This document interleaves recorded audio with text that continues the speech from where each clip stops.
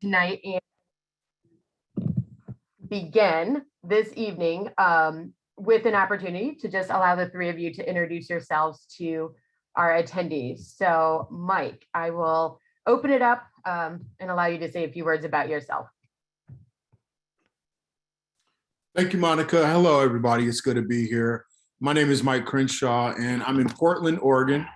I'm a cultural activist. So what I mean when I say that is I use cultural work and combine it with social justice activism and education. So doing that, I split my time between being a hip hop artist, a classroom educator, and I'm often in the streets with people's movements to try to make the world a better place. Thank you for inviting me to be here. Thank you, Mike. Alejandro. Hey everyone, I'm Alejandro Vivas. I'm from Oakland, California. Thanks for having me.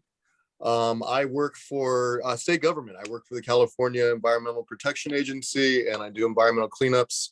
And personally, I spend a lot of time in the outdoors. Love to fly fish. I'm basically obsessed with it. So I spend a lot of time fly fishing and trying to teach folks and getting people involved, and really just trying to immerse myself in the community with volunteering programs like Soul River and Love is King and a number of different initiatives. So I'm really happy to be here, and I can't wait to share my experience with you guys about the Arctic. Thank you. Wonderful. Yes, thank you. Solomon. Yes, hello.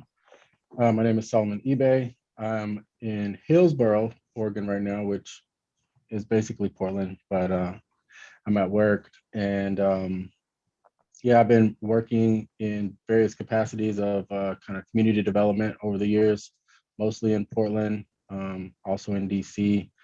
And yeah, I was really just thrilled to get the opportunity to go into the Arctic. It's always kind of been one of those things that you imagine as being a little bit more accessible as it is than it is. Growing up, we hear about Alaska and all these things that, you know, inspire a lot of interest and wonder. But when I got the opportunity, it was definitely something that I jumped at, and I appreciate it a lot, and just the efforts. And thank you, Alaska Wilderness League, for taking the step to support the program. My pleasure. And with that, yeah, as I mentioned before, really excited. We're going to just have a great discussion with these three gentlemen this evening. So if you have any questions as we hit on a bunch of different topics this evening, please feel free to put them in the chat or the Q&A. I'll keep my eye out and we'll work them in. But to kick it off, and I did see in the chat, Poppy mentioned, Mike, she saw your piece that you recorded in the refuge. And so you alluded to this a bit in your intro, but you wear many hats, which is impressive. So as a poet, a recording artist, an educator, you really understand the power of words and what they can do. So how did this trip inspire you, even if I'm given a little bit away? Yeah, thanks, Monica. The trip inspired me on many levels. And I mean, the most impressive thing, just as a human being in a place I'd never been to, was the natural beauty and the energy of the Arctic. Being there in the summertime, which is my favorite time of year, having the opportunity to have 24 hours of daylight to observe, with my eyes and with my senses, my surroundings. And then to learn about the history of the place and how the Arctic Refuge had come to be this protected vast area of public land.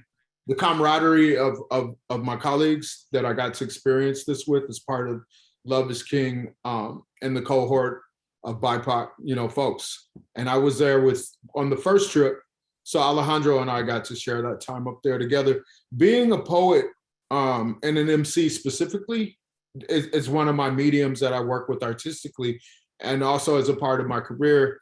It's also central to my identity. So I've been expressing myself through language and sharing my reflections about life in the world around me for most of my life. In recent years, the climate crisis has moved from something that might have been periphery and considered fringe talk to a lot of people on Earth to something that impacts everybody that I know, like wherever they're at on Earth. Our everyday lives have been impacted by the change in climate. And that's the result of this history that human civilization has impacted on the area, the natural and the wild world. So being in Alaska and standing on the tundra and feeling my feet sink, 10 inches every time I took a step with my 70-pound backpack on, and understanding in my own body through like feelings and sensations and thoughts and reactions, this experience that we're all facing as human beings. Not only am I lucky enough and fortunate enough to have been able to experience the refuge, but to be able to reflect on things like the melting permafrost, right? And to be able to see the wildlife, but also to see the development of extractive industries like the fossil fuel industry, and understand that the changes that are happening globally due to climate change are more intensified in the Arctic Circle because it's at the top of the world. And a lot of the things in the different system, currents in the ocean and currents in the air, bring a lot of the impact to the Arctic in a way that's exponentially worse than it is when it's spread out in lower parts of the world. So the poem that I performed up there called Earthbound was really just me trying to take some of the more challenging facts about what we're facing as a human race and create rhythmic reflection of that. And I hope that the words bring people, a sense of appreciation for rhythm and for our collective experiences as human beings. And, I also hope to be able to take something that's hard to look at and create something of beauty as an artist.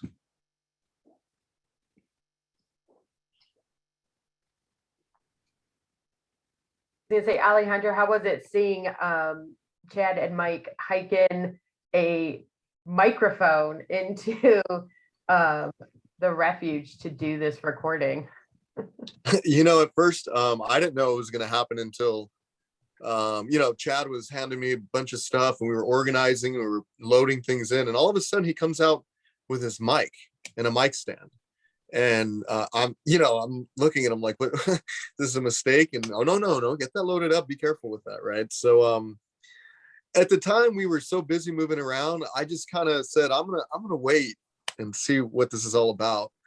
And sure enough, on our way up there, we stopped a couple of times and it's like, all right, give me the mic business. And he told me loosely what's going to happen, but I didn't realize it was going to be what it was. I didn't realize the artistry, honestly, and like the impact that video had on me and a lot of other people. Mike's work and artists like Mike, part of the reason that their work is so important is because if we're going to see the world any differently and make any actual changes, it's going to start with cultural changes and the way that we experience the world, and our lenses have to really change. So and the way a lot of times that happens is, a catalyst to that is art and words and things that resonate with you. So if you haven't had a chance to see Mike's video, do yourself a favor and check it out. It's a pretty special one. Thank you, Alejandro. I appreciate you, brother. Yeah. Yeah, and just as an FYI, Mike did put it in the link, but if you don't want to interrupt your program right now, we will absolutely be including that in our email tomorrow so that you can watch it at your leisure if you don't copy. And Solomon, I know that you also do, you have such a focus on the power of words as well, and through your weekly interviews and podcasts. And Chad did even have a crazier idea of trying to do a podcast while you were in the refuge, which I know didn't work, but I was fortunate enough to be invited to talk with you once you got back, and just wanted to give you an opportunity to, if you wanted to speak to any of about how it kind of impacted your work in that sense. Yeah.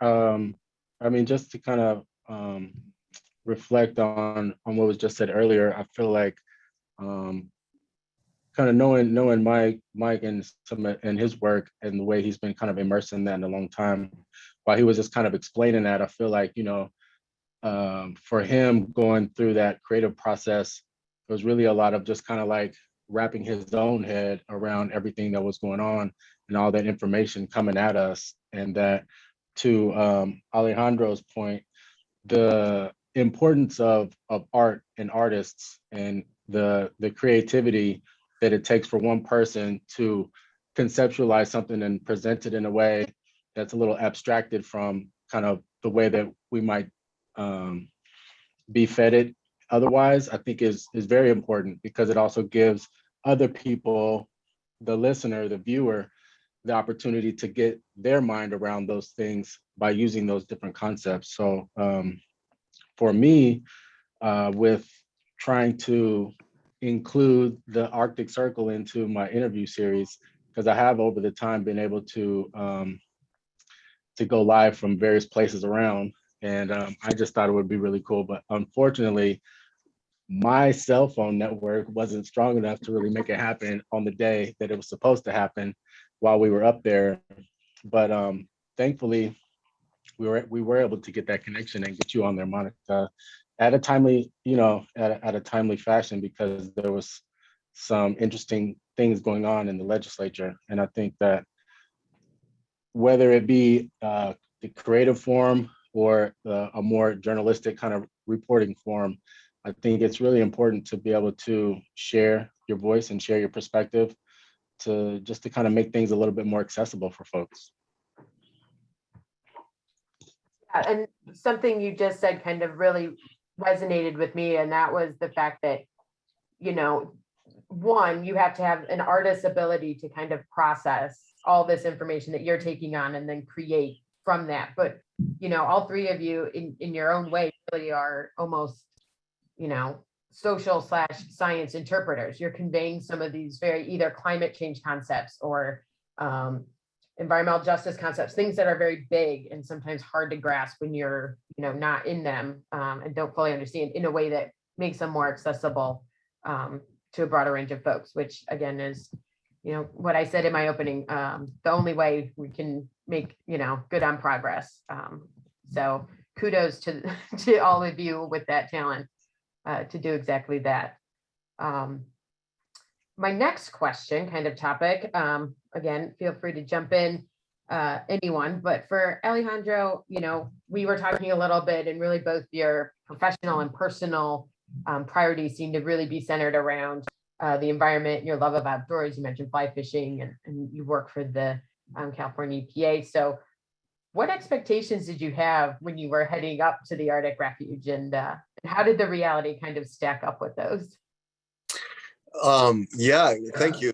That was something that when you first signed up for the trip, I knew that it was going to be impactful, but I didn't really have any idea how impactful. And my career revolves around community involvement, engagement, and advocacy for cleanups, for environmental justice, for environmental stewardship, and interactions and representation of Indigenous people. I'm sitting on Ohlone land right now. It's important, first off, for people to recognize the land that we sit on, give respect to that land, and recognize it to the people that were here before us. Along with that comes a certain amount of engagement and understanding of history and our place in the world, really.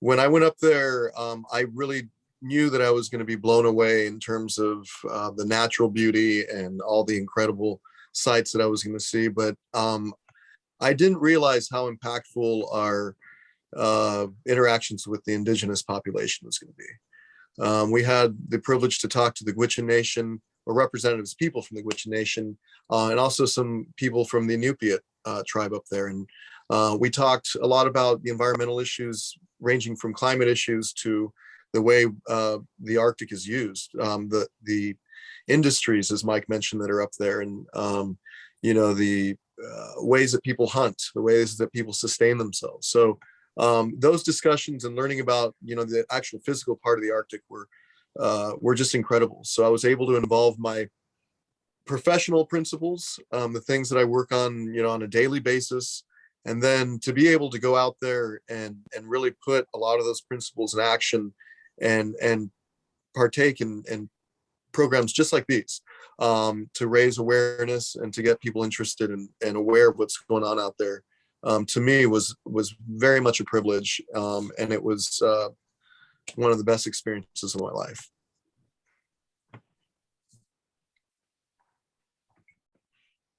Solomon or Mike, did you have anything you wanted to add about expectations and kind of the reality of the trip? One thing that's been remains kind of striking to me is that coming into the situation, meeting with tribal leaders. Unfortunately, it was surprising to me to learn that the Native folks are not a monolith, that there exist competing interests and varying levels of allyship amongst the different tribes and villages, and that it just adds another level of complexity when you're talking about advocating on behalf of the Indigenous population. Some of them are for the development and others are not. And the reasons for or against are also multi-layered. There's economic availability, which in most places there's not any jobs at all outside of your traditional way of life. And then you look at the Gwich'in people who view those lands that are kind of up for grabs these days as a central part of their cosmology, of their existence, and it's a very spiritual place. So it just got deeper, and definitely very thankful to being able to meet with Bernadette.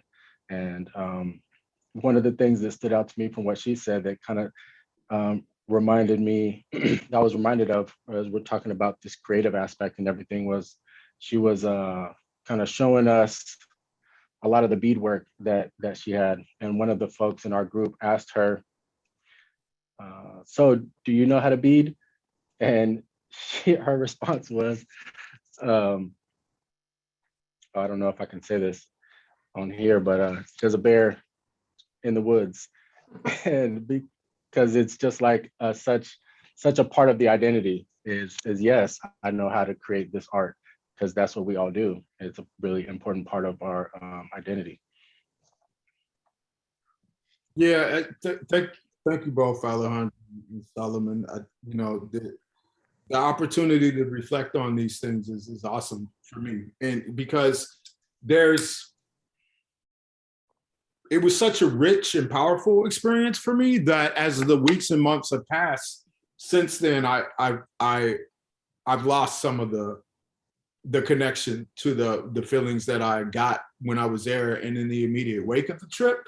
And in looking at a blog that I had written for that was recently edited, it took me back to how strong some of the feelings were from the trip. I remember talking to people in the immediate wake of the trip, and they would say things like, "Oh my God, you sound so clear." And the reason for that is because I was in the Arctic Refuge for about 10 days without being on a screen as part of the way I spent most of my day, without being tethered to a Wi-Fi signal for most of my day, and with the sun being overhead or somewhere on the horizon for 24 hours, and there being no curated man-made trails or shopping malls. That was a powerful experience in terms of really having the opportunity to think about what happens if you sleep when you're tired, not when you're supposed to get up, not because it gets dark and you're supposed to get up and go to work in the morning. So that, I want to say, like living and surviving in capitalism, it's a great opportunity and a privilege for me to be able to do something like that. Who gets to go not have to work and be in an environment like that? And so it made me look at my privilege of being able to have that experience juxtaposed against the reality of the people who've lived there forever. And it made me ask the question of what does it mean to have to question your own right to exist in harmony with the tribes that have supported and with the life forms that have supported and sustained your people since prehistory, right? And for people to hunt and to fish based on sustenance, because that's always been the connection that people have had to the environment and the land and the species that live there, versus the lifestyle we live in. A lot of us live in the lower 48, where we go to the supermarket and we buy things that are processed in a package from a factory farm, and we're working full-time jobs that rely on the extractive fossil fuel industry in order to get to and from work. And so there's these worlds that seem very disconnected, yet and still as human beings, we're all interconnected. So there were just a lot of questions that I didn't have the answers to from the experience of being there, but I was just happy that I was able to even look at those questions in a way that wasn't just theoretical. Meeting Sikanit from the Inupiat peoples and meeting Bernadette from the Gwich'in, and hearing about the complexities like Solomon spoke to, that like there's not a monolith there and people do have competing interests. And that's a microcosm of the rest of us as a human race, right? And in looking at the crisis that we face as a species, as a human species, it's like there's this weird contradiction where our collective identity as a human race is at stake, right? Along with the land and the species. However, we're in this time where because of the legacy of white supremacy and capitalism and racial oppression, we're having to also reckon with the complexity of the diversity of all our different identities. And so it's like, how do we do both of these things, and how do we coexist? And so, for as much, I don't want to get off into romanticizing, the beauty without looking at the impact of the industries, because for as much as it was one of the most beautiful experiences I've ever had as a human being, that pipeline is right there the whole time along the Dawson Highway. And none of us would be there. None of us would have been able to get there without fossil fuel being utilized. Yeah, and I know Solomon and I had our interview, or when he was talking with me, we just kept coming back to the complexity, like, right, the issue of that this is not necessarily, when you start looking at all the different layers of the different kind of issues facing Arctic Alaska and the Arctic Refuge, as you mentioned, it's not a monolith and it's not black and white, but part of what I was excited for of this trip was to help get a better understanding of what all those different layers were. Because I think that's an important part of our job as well. And Salma, I'm going to toss a question to you. As Mike said, we're really in this, what feels to be this very critical moment of time, be it for the climate crisis, our cultural crisis, just all these things that, we're kind of facing right now on a daily basis. And, you and I talked a little bit about this idea of scope of advocacy. And I know that the work that you do specifically more in Portland, and now we're talking about this issue that can seem very disparate, very far away, especially from a lot of us. I mean, I'm on the East Coast, right? Can't get much further away from Arctic Alaska. And how do we, how do we juggle all these critical issues that seem to be trying to grab our attention, at the same time? Yeah. It can definitely be tough, to know where to really place your energy, because we only have so much individually. One of the things that I think is really important is doing some research, getting knowledgeable, and connecting with folks, and to stand in solidarity. Because I think that, across distance, if we can see the way that we are still connected and that we can be supportive of each other can go a long way. I think that for folks who are, kind of living on the margins, to know that someone who's a little bit outside of the margin is kind of looking out for them can do a lot to, strengthen your resolve to help you keep going. I feel like when it comes to, federal legislation and those kind of things, when we're asking our representatives to go out and be that voice for the people, the more people we have on one side, the better. And when we're talking about our state senators and our representatives, when they're going to vote on opening up the refuge, when they're going to vote on continuing to subsidize the extractive industries, that's where the advocacy from afar can really do a lot of good, have a lot of impact. And outside of that, really, outside of like the legislative sphere, when we just look at creating art and being kind of like a beacon, a trumpet, and speaking on behalf and kind of uplifting and showing and highlighting, showcasing the issues, the struggles, the joys and the happiness that exists outside of what you can see and touch around you, I think does a lot to just kind of make those things real. And it is definitely a critical time, for a lot of reasons, but, just going up there, I think, what Mike just said was something that had been rolling around in my mind for a long time too, is that as you see the image behind Alejandro there, this vast kind of untouched expanse of wilderness, but you definitely, we know that if you turn around the other way, that pipeline is there, that omnipresent pipeline that represents kind of like a lifeblood to the civilization that we came from, that we know we're going back to. And I guess like having a balance for the understanding of what that means for us and how that actually is something that we depend on in this point in time. And with that, coming to terms with the need for a transition away from those fossil fuels into more renewable energies, and how to conserve and while preserving the good parts of our way of life, and just being able to let go of the things that aren't really serving us in this point and moving forward. Yeah, thank you. And I really appreciate that you said, because it's something I think, as someone that tries to, works in partnership with a lot of others, it's not just uplifting, some of the negative or the sad, it's also uplifting the good and the happy. And we're doing that work in partnership and really showing the whole story.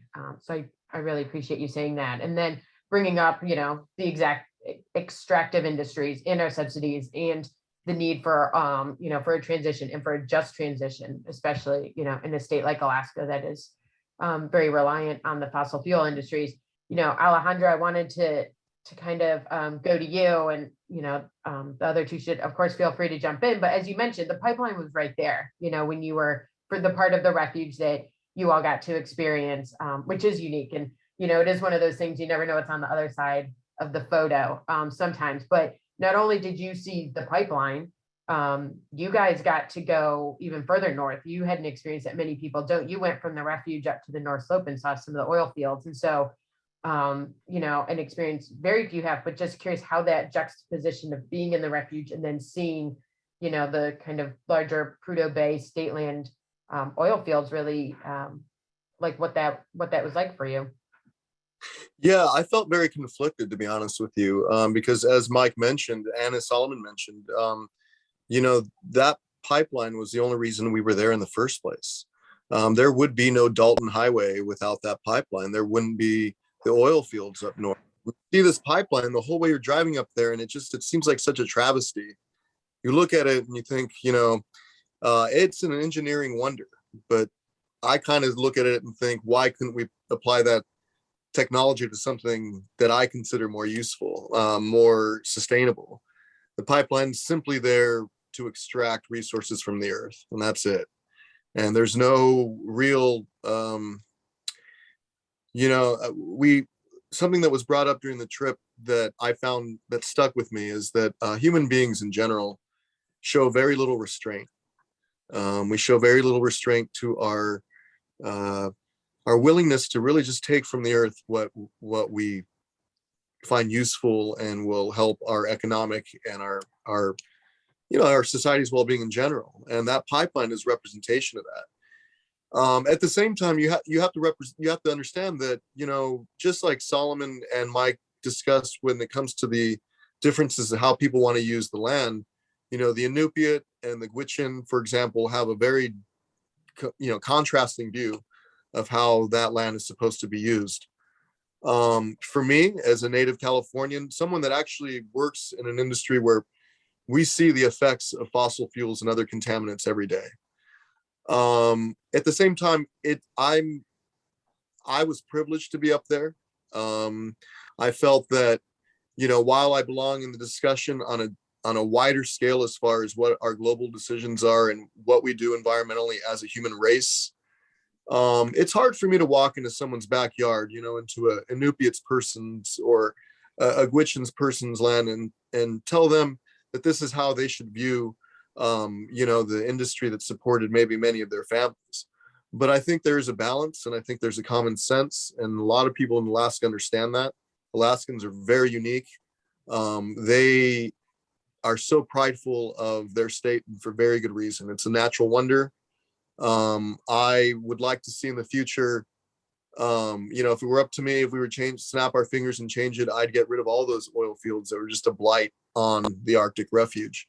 And maybe we could use the Dalton Highway or those types of resources to help promote, like you say, that positive side. There's a positive side, there's a silver lining, which is that we're discussing it today, that those of us that have been there can advocate and encourage other people to go there. Maybe we can use the Dalton Highway for a more constructive purpose and a long-lasting purpose that'll help us culturally and kind of move beyond our traditional ways of thinking and exploiting. So, I'm sure that Mike and Solomon have a lot to say about that as well. But to me, it felt like a travesty. Yet at the same time, like I said, I would not be there without the Dalton Highway. It's a very kind of conflicting emotional set that you're presented with when you're up there.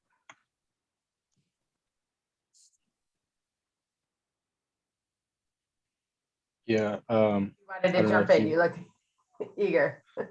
Oh, Yeah, Solomon. were you gonna jump in there, Mike? Okay, yeah, I had similar conflicting feelings.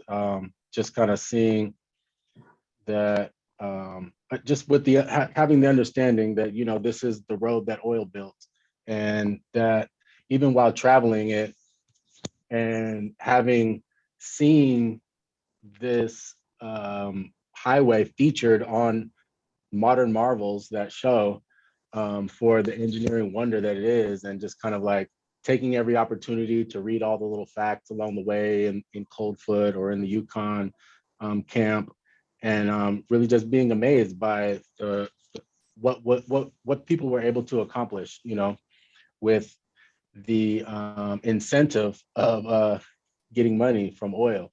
And I think Alejandro made a really good point about what more could we do if we would just kind of shift that energy into a more productive place. And I think that the harsh reality is that without this like oil industry, a lot of the things that we take for granted wouldn't exist. I think there's negatives and there's positives, and I feel like I work in industry in like capital construction that we're doing here, and we're using a lot of chemicals. I'm working at Intel on the construction side, and yeah, there's a lot of bad stuff going on. There's a lot of water treatment and all this kind of stuff, but they're making the chips that run all of our computers, and the computers do a lot of cool stuff for us. You know what I mean? And I'm a futurist, and I have desire for humanity to become kind of like a spacefaring race, and like kind of looking at like what that takes. It's a lot of extraction, it's a lot of building, it's a lot of dirty work to be able to get to like this nice idyllic kind of place that we want to get to. And I think that we have to understand that there's a balance. But the problem is, I think that more so throughout the past, things are changing a little bit these days as we get to like this idea of a triple bottom line, where we're looking at profits, we're looking at people, and we're looking at place, and prioritizing all of those things, and not just looking at how we can cut every single corner just to make more money and pollute the environment, harm people, and all of these things in the process. But to get to this point, we've done a lot of bad stuff. And as Alejandro is obviously very aware, like we've got a lot of cleaning up to do. A lot of stuff is really hard to clean up. There's a lot of stuff out there that it's going to take a while to figure out how to even get it out of our environment, if it ever can. We're just going to have to kind of live with it when it comes to, these forever chemicals and all these kind of things. But overall, I think one of the things that I was really struck with, and Monica, please do point me in the direction for where I might be able to get involved with the kind of the exit strategy for the Dalton Highway and the industry that's up at Prudhoe Bay, because I guess that in the construction and the formation of those things, there was funds and things set aside because they were contractually obligated to remove all of the stuff once they're done with it. But I'm not sure that would necessarily be the best idea. I think, a lot of those funds should maybe be directed towards the maintenance of the Dalton Highway, so that Alaska in itself could continue to benefit from the tourism and all those things that it provides. And I think that ripping it all out might not necessarily be the best way forward. Well, and I think I want to toss a question out to the group for kind of like our wrap up here, because what's been really striking me is this idea of thinking bold, and this series is called Geography of Hope for a reason. We really do feel that Alaska and its public lands offer an opportunity in a landscape for hope, right? And for things to get done right, for us to do it right once. And so, I think when you look in the conversations I've had with all of you, whether it be, the Arctic Refuge as still like this place, even though it's, the Dalton Highway's on its border, the pipeline's on its border, but you can turn right and you could see the, you could be in the refuge and you can hike. So kind of, I'll start with Mike and I'll go around. That what was your hope when you came out? How did the refuge in this experience kind of inspire hope within you? I like the idea of the experience that I had being something that is more broadly available. It does beg more critical questions, though. If more people visit, does that just bring more damage to the environment? And does that just have to utilize more of the harmful fuels and chemicals and create more emissions? But that said, in terms of hope, I'll tell you on a really subjective level, I hope I get to go back. I hope Nothing wrong with that. to return to the refuge again. I hope to introduce some other people to the experience and help facilitate Love is King and the Alaskan Wilderness League to continue to provide access to people who wouldn't experience the refuge otherwise, in the interest of the experience, encouraging people to think critically about how we can transition, how we can create just transitions into alternate industries, that can fuel our existence and our civilization. I think, we have the skills, we have the imaginative capacity, we have the resources. What we don't have in mass is the will, because we've been conditioned to think that we're going to see the end of the world before we see the end of capitalism. And I think that the elephant in the room is, for me, from my perspective, is asking the critical question, can we resolve these issues in capitalism? And there'll be people who raise red flags and be like, oh, he's a communist, he's a terrorist. But it's really just a scientific question to me, because as long as the destruction is incentivized, then there's always going to be people who are at the top of the pyramid who have consolidated wealth to continue to incentivize people who don't have access to their basic necessities to work in a way that keeps the machine stuck in the cycle that it's in currently. So that was a long-winded way to say I'm hopeless, but I hope I get to go back. I just also want to throw in there, it was brought up in the chat right now, something that should be emphasized is that the Dalton Highway is not in the Arctic Refuge. And that's a very good point, because it's important to differentiate between what the refuge actually is, which is over 19 million acres of open space that's completely unbothered by time. I'm sorry, by human or time, but really human involvement or human intervention, really. So it's the only place, or one of the only places, I'm sorry, on Earth, really, where evolution can really take place undisturbed. And so it's important to recognize that, we're having this conversation about the Dalton, how important it is, or how it might not be important. There's alternative fuels, there's different ways of getting out there.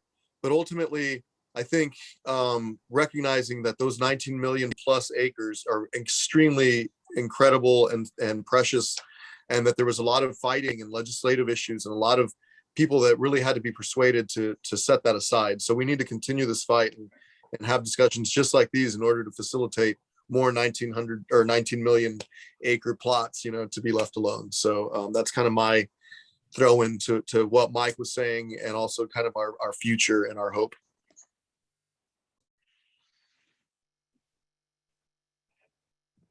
Solomon, last word to you. Hope. Yeah, hope for sure. I mean, I think that, we as people, as Mike said, we have, the capacity. I think that we just really need to focus on the incentives, the incentivizing, moving in the right direction. And he brought up, the C word, that good old capitalism that has driven our decision-making processes for, far too long, I think. And the more that we can get away from profit and the bottom line as the end-all be-all motive for everything that we do, the sooner we can get away from that, the better we will be. And I think that, yes, definitely outside of just like the human interest, there's the animals and the plants and the biosphere as it is, that we as humans have a responsibility to protect and to understand that our human activity has an impact, and we need to be mindful of that. Well, yes, thank you very much. And I'm gonna, even as a moderator, I'm gonna interject a little hope, because Alejandro, you reminded me, I mean, without the people, without everyone, without the hard work and the decisions and even the dealings that had to be made so long ago to have those 19 million acres, we wouldn't be able to even have this really very real and, very truthful conversation that we did tonight. So I'm very thankful for that. And I'm even more encouraged and more hopeful that we are going to get protections restored so that we can continue to have conversations like this. We can continue to turn right, off the Dalton or wherever you are, and experience this wide open wilderness. And, that's a huge part of our, nation's public land systems. And with that, and how we're going to get it done, I'm going to introduce my colleague, Chris. If you do have any more questions, we will probably have a few more minutes, maybe not too many, but throw them in the chat. We might be able to get back to them, but I'm going to introduce Chris Koenig, who's our Director of Development, to share a little bit more about why we're hopeful and some upcoming things that we have for you all to continue to stay engaged. Thanks, Monica, and thanks everyone for being a part of this. That was incredible. I wish I want to get out on a road right now and try and find my own refuge to explore right now. That was just phenomenal to be transported that way. This has been an incredible story, and as Monica said, you know, the league is really in the trenches right now and looking ahead and doing the fight on the day-to-day basis to ensure that the coastal plain of the Arctic Refuge, in addition to a lot of Alaska's wildest places, remains protected and restored, and stronger protections are in our sights. I wish I could be on the Zoom right now saying, take action right now. We're in a bit of a holding pattern, to be completely honest, but I guarantee we will be in touch within the coming days, hopefully, with some direct actions you can be taking in Congress as they're moving for a budget reconciliation process as an opportunity to restore protections for the Arctic Refuge, which we are thrilled about. In the meantime, there are still some opportunities to continue exploring the Arctic virtually. Right now, it's a little frosty up there, I've heard, but we hope that folks can continue to stay engaged and stay tuned in. In just a couple of weeks, we are actually gathering together once again as a community. This is not part of our Geography of Hope event, but it is an opportunity for us to come together and celebrate Alaska's wildest places. We'll also be remembering our director who passed away earlier this year and launching a fundraising effort in concert with that as we look ahead to all the immense opportunities that are at our fingertips. So we really hope to encourage folks to check this event out. It is free to everyone. Please share it around. We're very happy to have as large of an audience as we possibly have. And in concert with this, we have established a fund in Adam's name that is going to help direct resources to our direct campaign work, as well as help us launch a new initiative that we're going to be proud to announce on November 15th at this event. So more information is going to be following that, but please reach out, please sign up. We really encourage folks to be a part of this event. And I'll drop my email in the chat as well. If folks have direct questions, be happy to touch base with people. Aside from that, stay engaged. New news drops all the time. If you're ever just looking for a little piece of inspiration as well, our Instagram is an incredible place to just look at a nice, pretty picture of a bird and lift up your day after looking in the city streets for a little while. So encourage you folks to check out everything here. As Monica said at the outset, we're going to be posting some new stuff on our blog, which we'll follow up with tomorrow for all the registrants for this event, as well as a recording, which we're excited to see. And otherwise, thanks all for being a part of this. I'll toss that back over to Monica. Wonderful. Well, thanks so much, Chris. And again, I just wanted to give an enormous thank you to our panelists, Mike, Salman, and Alejandro.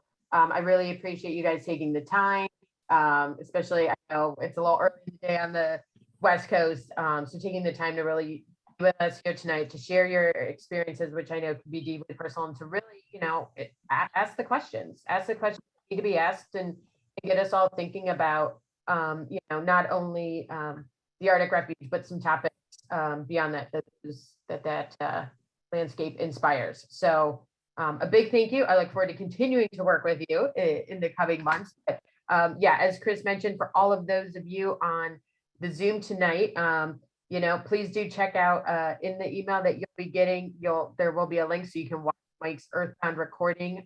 Highly encourage it. As you heard, it is, it's very moving and thought-provoking, and hearing him tell his story about how it came to be is epic, as well as his upcoming blog. And I'm going to try and also include a link to the discussion that Solomon and I did on his Instagram, which got more into kind of some of the contradictions that you really experience as you peel back the layers sometimes with the Arctic Refuge, so that you can learn a little bit more. And with that, you know, I wish everyone a happy holidays, and we are coming back with our Geography of Hope in January of 2022, and we have a number of exciting speakers lined up with that. So I really look forward to seeing you in the new year. And thank you again to everyone, especially Mike, Salman, and Alejandro.